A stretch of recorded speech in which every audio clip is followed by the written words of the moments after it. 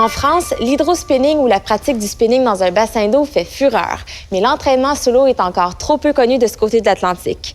Pour mieux comprendre les avantages de cette méthode d'entraînement, Ruby a rencontré Jean-Philippe Morancy, un entraîneur de la course à pied sur terre comme sous l'eau.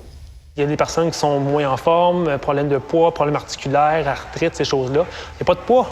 Donc, les sont beaucoup plus légers dans l'eau, il n'y a pas d'impact. Donc, si quelqu'un voudrait commencer à courir, on sait que la course à pied, c'est un des sports qui a le plus grande dépense énergétique par minute. Mais pour les commencer, avant qu'ils puissent aller à l'extérieur, sur le terrain sec, on va pouvoir les mettre dans l'eau, puis pour courir de cette façon-là.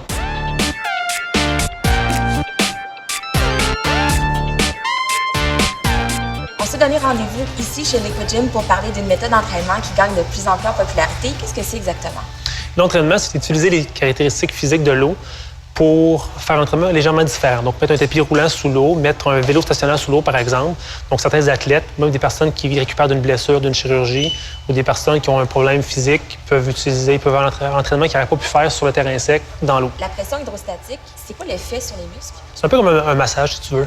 Des fois, on va avoir un massage pour faire détendre les muscles, pour favoriser la régénération, la récupération. C'est un peu le même principe. C'est qu'on va dans l'eau, puis cette pression de l'eau-là va favoriser le retour veineux, l'élimination des déchets, pour les retourner aux organes centraux qui vont pouvoir les éliminer. Fait qu'on renforce les muscles et on les masse en même temps. Absolument.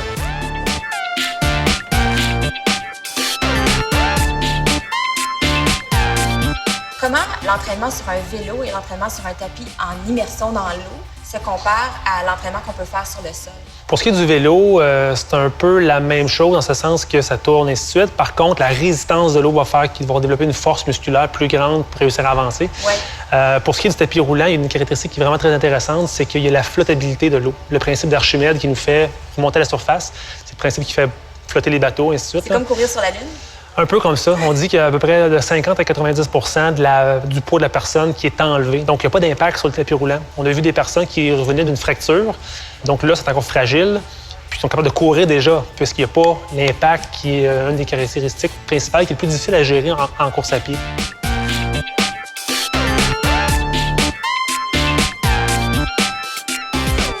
Ce qui est intéressant ici, c'est qu'on a posé des caméras sous l'eau, ce qui fait qu'on peut voir le mouvement des pieds. Quels sont les avantages, justement, d'avoir accès à ces technologies-là? Bien, une image vaut mille mots. Si on se voit courir, on peut voir, par exemple, mon genou écroche un peu ou ma pose de pied n'est pas dans l'angle que je voudrais. Donc, en temps réel, on peut l'ajuster puis améliorer sa technique de course dans l'eau. Mais ça a ses limites aussi. Oui, parce que la technique de course dans l'eau va être différente de celle sur le terrain sec. Comme par exemple, la cadence de contact par minute qu'on va faire au sol va être beaucoup plus lent parce que la résistance de l'eau nous empêche d'aller aussi vite qu'on voudrait aller.